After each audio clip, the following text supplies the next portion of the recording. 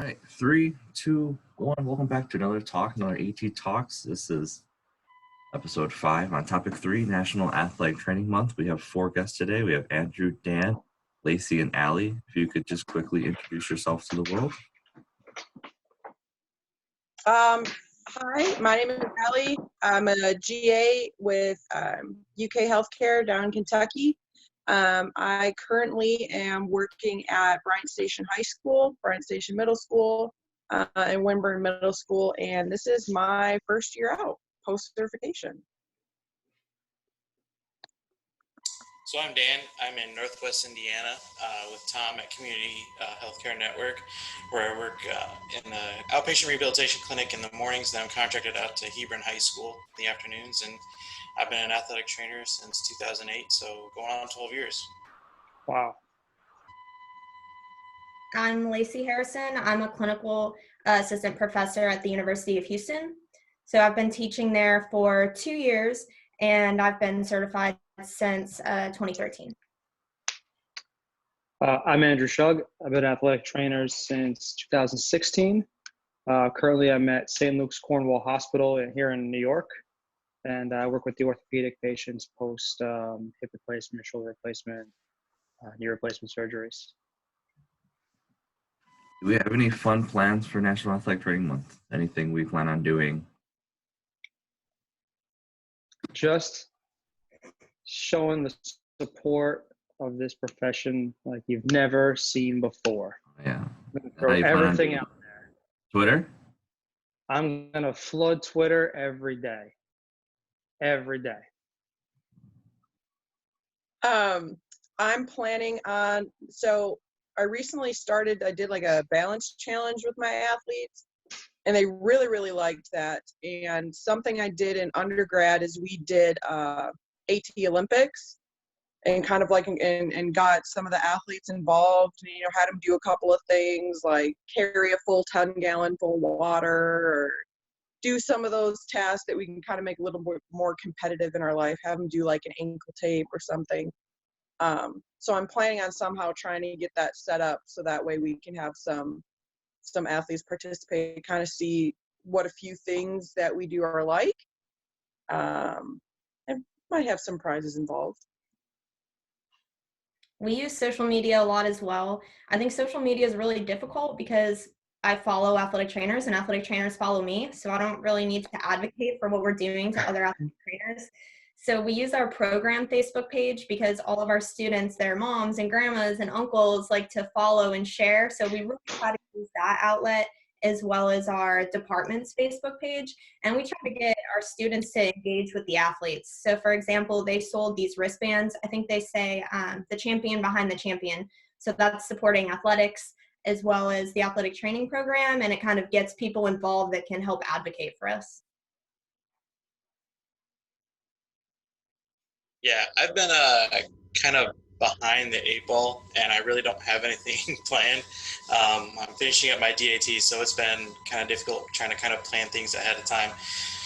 So I just recently made a Twitter, and it started out as my own, and then kind of evolved. I didn't want to manage 2 different Twitters, so I basically made it my programs, but I really haven't advertised or promoted it to anybody really. So I think that's kind of where I'm going to start promoting, my Twitter page for Hebron High School athletic training, and then do some more things like that, maybe once a week, either give, random facts or just different aspects of athletic training education, practice acts, especially here in Indiana, some of the things that are changing and evolving, and just kind of going from that round. Then obviously if I see some other cool ideas, I'll kind of snake some of those, I'm sure. I'm assuming since you have the Twitter page, that's the Hebron Hawks, did they give you permission to do a Facebook sports medicine page? They have a general policy on doing it, but I haven't created one.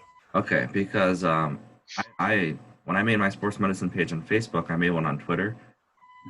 Pretty quickly that Facebook was the route to go for that, for my kids, and to get like their parents and their family and their friends to see stuff, where Twitter was just like other athletic trainers following me instead of like that family community atmosphere. So you might want to try that as well.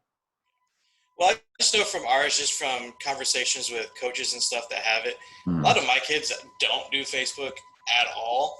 They're more into the Wow. Twitter. Interesting. So a lot of our coaches and stuff have Twitter pages, and our athletic department has their Twitter, and that's where they've kind of said, like, you can do Facebook, but they're like, in all honesty, most of them tend to do a little bit more with Twitter. Now, like parents and stuff like that, I think, yeah, that is probably more of a Facebook thing, but as far as the actual student body population itself, they're more into the Twitter than Facebook. We're reversed up in East Chicago, so that's interesting.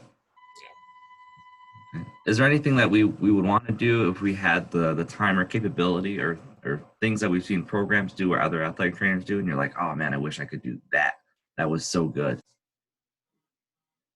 I really like the door decorating. I actually thought about doing that, but our program is housed in a health building, so it has college of medicine, optometry, pharmacy, and they're very weird about what we do to the building. So no one really even knows we're in the building.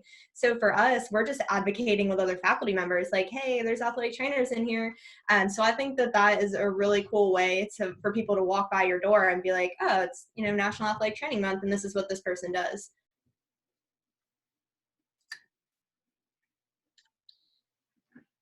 Yeah, I think something that I would like to do if I had the time, resources, etc.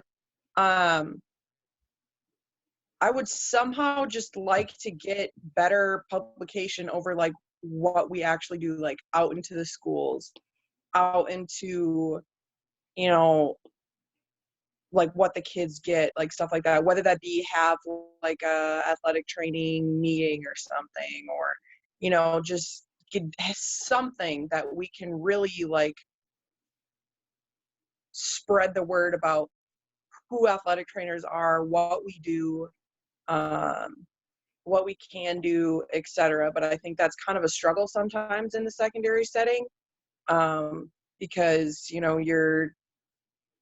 these kids aren't necessarily always with you all the time. It's not like collegiate where they really depend on you, like they're away from mom and dad, stuff like that. It's a little bit different. So it's kind of, and then that's still a process that I'm still going through is, like you guys are talking about the Twitter and the Facebook, what's the best way.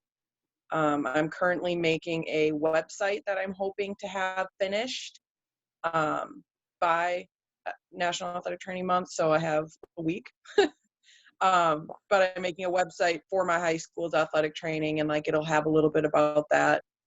Planning on having like some quick resources, like our proper physical form and stuff like that. So it's really kind of been a challenge for me that I really want to, not just in National Athletic Training Month, but just as a whole, find a way that, athletic trainers in the secondary setting can be more recognized and their value can be greater understood. I'm just not quite sure how to do that. Have you started building any relationships with your front office people yet? Like your academic counselors, your principal, vice principal, school board people? That's in the progress. Like I've, like my ADs are in my full-times corner. And all these things. It's, again, I'm also getting my master's at the same time, so time is kind of limited. But yeah, and then we have uniquely the county of Fayette County, where Lexington is they have an athletic director set up for the county too. So and he's all for us and stuff like that. So we have him in our corner too. Because a great way to just share some simple information or to hype yourself up is the after-school announcements. Just like, hey, can I make a 30-second announcement? And they're like, yeah, sure, go ahead. And you're just like, what's up? This is Allie, athletic trainer. Right. Stuff like that. But that takes time. Yeah, it does. And even, I don't know that they have necessarily any like after-school ones, but that's a really good idea. Is like trying to be like, hey, could you read this little blurb like in the morning announcements? That might be a good idea. Andrew, what'd you want to say, Andrew? I would love to get back to doing what we did in undergraduate for for National Athletic Training Month when we made videos representing our programs. I think that'd be pretty cool. Maybe not in that sense, but almost like a vlog of like a day in a life, just walking you through, a day in our shoes and spreading that school-wide, hospital-wide, wherever you may be. Because I know for me in the hospital, I run into people all the time. You do what? Oh, that sounds really nice. That's nice, but I don't know what that is. So I think doing something like that would be a really cool way to kind of just mass shoot it out in a big email and let everybody kind of see, oh, wow, that's actually pretty important.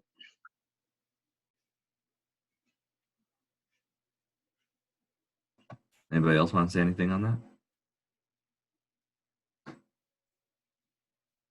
No? All right, that was weird. Just switch. All right. Is there anything else we want to add?